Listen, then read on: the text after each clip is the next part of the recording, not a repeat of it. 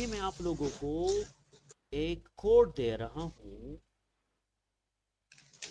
In simple manner. ये आप लोगों का एक स्कूल ऑफ थॉट है जो आपके माइंड को मजीद शार्प भी करेगा, बूस्ट भी करेगा, जो आप लोगों का कंटेंट जो है वो बढ़ाएगा, हेडिंग्स भी बढ़ाएंगे।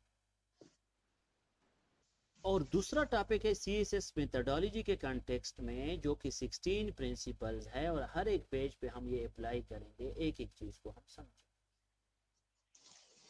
आप लोगों का क्वेश्चन अगर कोई दूसरा स्टूडेंट चेक करेगा, और वो कहीं का भी स्टूडेंट हो, जरूर पूछेगा ये सीखा कहाँ से है, क्योंकि एक एक पेज पे मैं काम करवाता हूँ।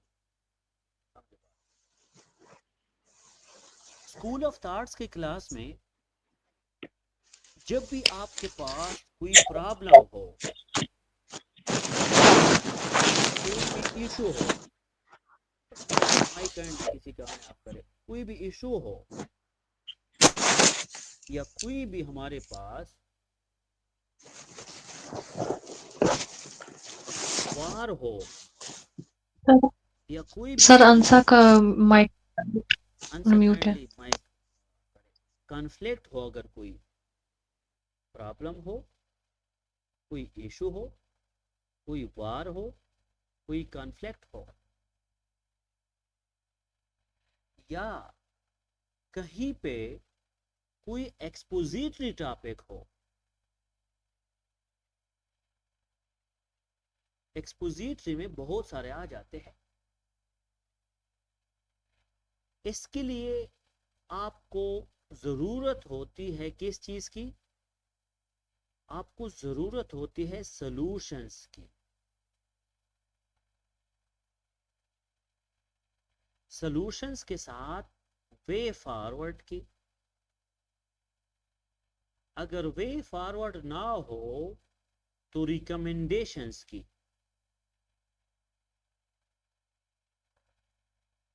आई रिपीट, कोई भी हमारे पास कोई भी हमारे पास इशू हो, कोई भी हमारे पास प्रॉब्लम हो, कोई भी हमारे पास वार हो, कोई कॉन्फ्लिक्ट है, एनी एक्सपोजिटरी टॉपिक, कोई भी एक्सपोजिटरी टॉपिक हो, कोई भी प्रॉब्लम हो, या नेशनल या इंटरनेशनल इशू हो, तो उसके लिए सलूशन चाहिए होता है, वे फॉरवर्ड भी चाहिए होता है, रिकमेंडेशंस मांगता है। और वो आपने देने हैं एक ही अप्रोच के बुनियाद पे कि दुनिया में हर एक चीज की प्रॉब्लम, उसकी सलूशन, हर एक वार की सलूशन, हर एक इशू की सलूशन, हर एक एक्सपोजिटरी एस्पेक्ट के वे फॉरवर्ड इसी अप्रोच की बेस पे। आरलेमनेल SLMIS, क्या मतलब है इसका? इसको समझे। आर से क्या आता है, एल से क्या आता है, ई से क्या आता है, एम से क्या आता है, एन से क्या आता है, आई से क्या आता है, एल से क्या आता है। और फिर मैं आप लोगों को एक प्रॉब्लम भी दूंगा या कोई इशू भी दूंगा, और उस इशू को आप लोगों ने सलूशन देने हैं। इसी अप्रोच को आप लोगों ने फॉलो भी करना होगा। यहां तक समझ आ गई चीजों को? सही, चीजों की समझ आ गई आप लोगों को कि क्या करना है? शाबाश। उसके बाद अभी अगर कोई प्रॉब्लम है, वो इकोनॉमिक क्राइसिस हो सकते हैं, पॉलिटिकल क्राइसिस भी हो सकते हैं, कॉन्स्टिट्यूशनल क्राइसिस भी हो सकते हैं, गवर्नेंस के क्राइसिस भी हो सकते हैं, सोशल क्राइसिस भी हो सकते हैं। सोशल क्राइसिस भी हो सकते हैं। उन सारों के सॉल्यूशंस में क्या क्या चाहिए? उन सारे के सॉल्यूशंस में आपके पास रिफॉर्म्स होते हैं। हर एक चीज के लिए रिफॉर्म्स की जरूरत होती है। तो आर से क्या आएगा? रिफॉर्म्स। एजुकेशन में मसला है तो हायर एजुकेशन कमीशन में HEC में रिफॉर्म्स की जरूरत है। लीगल एक्शंस लो, वुमेन को प्रोटेक्शन चाहिए तो बिल्स पास करो, लीगल एक्शंस लो। स्टेट को सिक्योरिटी चाहिए, लीगल एक्शंस लो। अभी जो हमारे पास जो इकोनॉमिक क्राइसिस का कोई एक थ्रेट आ रहा है और पेट्रोल की शॉर्टेज आ रही है तो फिर लीगल एक्शंस लो, 8-10 बजे बाजारें बंद कर। फिर हर एक चीज के सोल्यूशन के लिए इकोनॉमी की भी जरूरत है। पेट्रोल महंगा है, सब्सिडीज दो।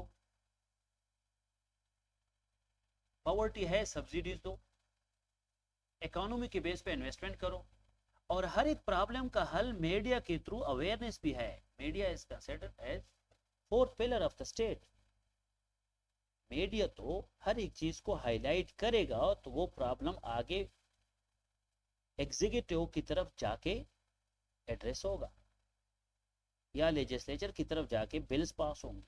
तो मीडिया के थ्रू एक प्रॉब्लम की अवेयरनेस बहुत ज्यादा जरूरी है। उसके बाद हर एक चीज के सॉल्यूशंस या तो नेशनल लेवल होते हैं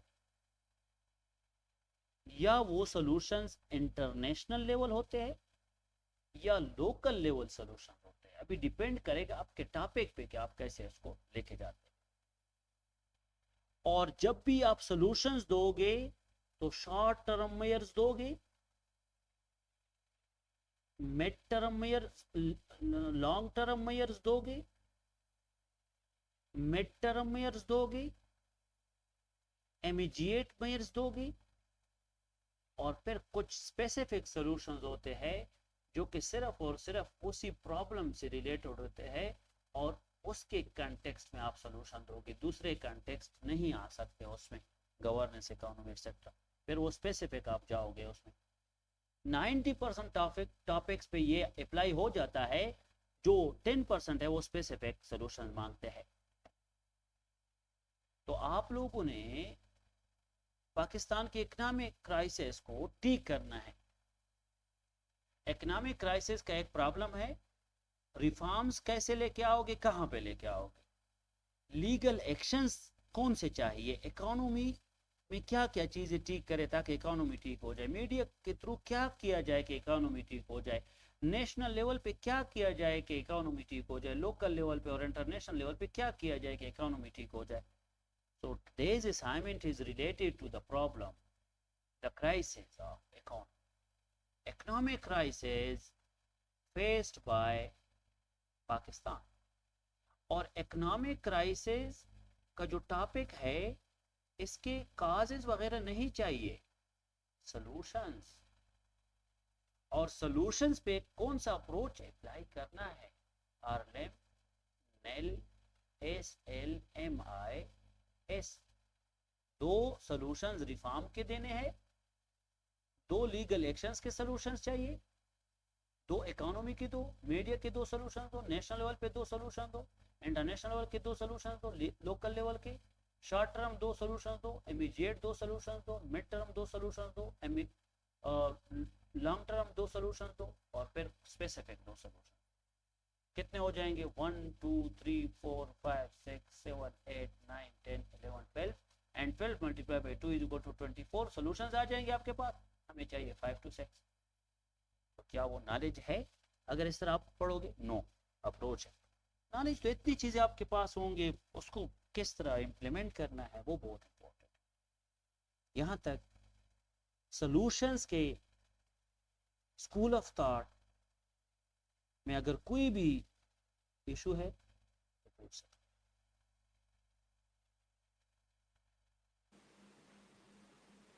शाबाश। अभी हम आ जाते हैं 16।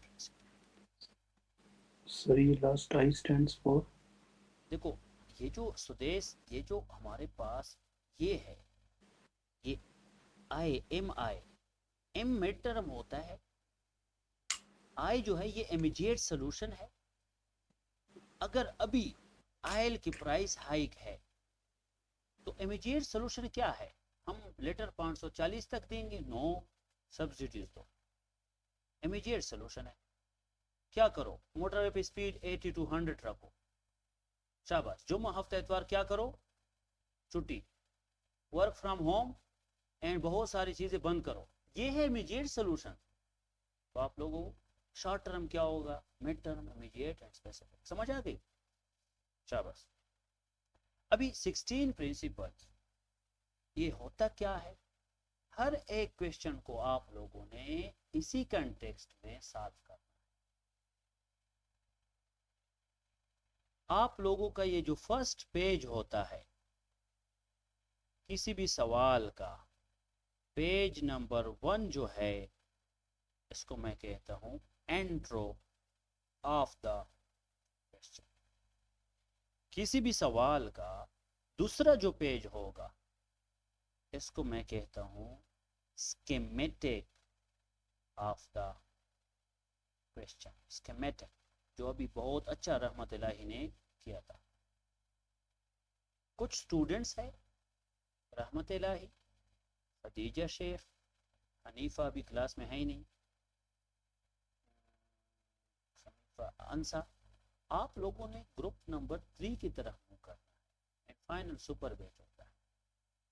सो दिस, अभी आप बिगनर हो ग्रुप नंबर 1 में, but you have the potential to jump, यहाँ पे आप आ जाए। So intro of the question, structure of the question. Sana Khattak जो है, उसने कुछ चीज़ों को इम्प्रूव करना है, she has the potential. And again Mahnaz ने कुछ बेसिक्स पे काम करना है।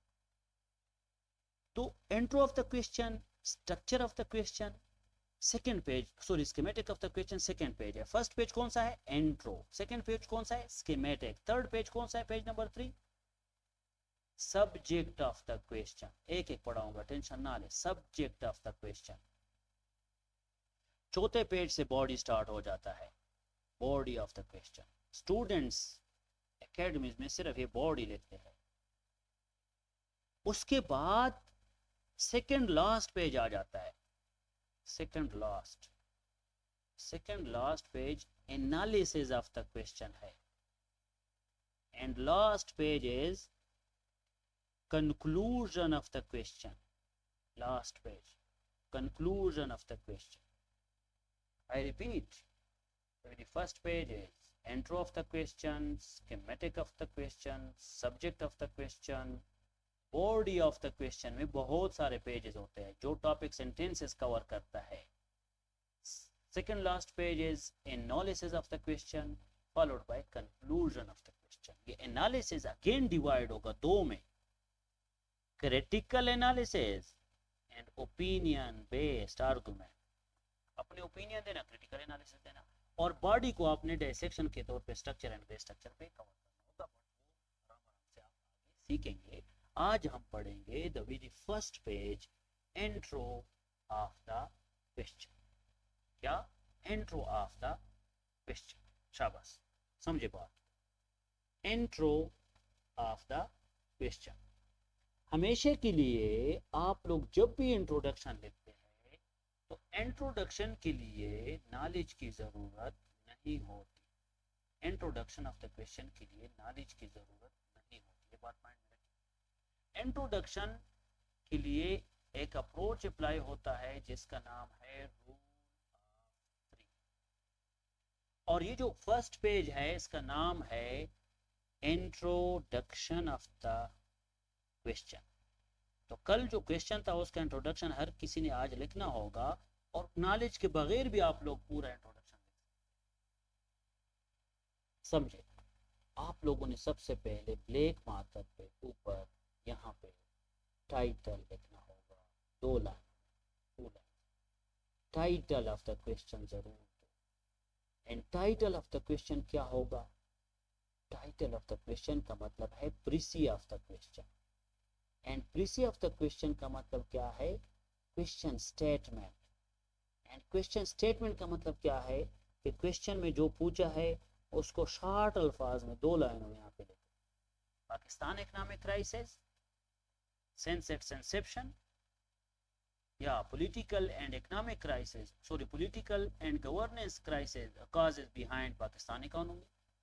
फिर ये जो आज का सवाल था बूम एंड बस्ट वाला, तो आप ये लिख सकते हैं कि बूम एंड बस्ट या Pakistan economy and doldrums, causes, facts या सोल्यूशन, या इसका बहुत अच्छा प्रीसी इस तरह बन सकता था, critical analysis of boom and bast aspects of Pakistan economy. Critical में फिर तीनों चीजें आ जाते हैं, काज इफेक्ट सोल्यूशन, तो ये प्रीसी बन जाती है। ये टाइटल जरूर लेकर करे यहाँ पे 2 लाइनों। मुझे एक बात बताए, क्या ये टाइटल सवाल से नहीं आएगा, नॉलेज से आएगा? नो, सवाल को देख के टाइटल बनाना होगा।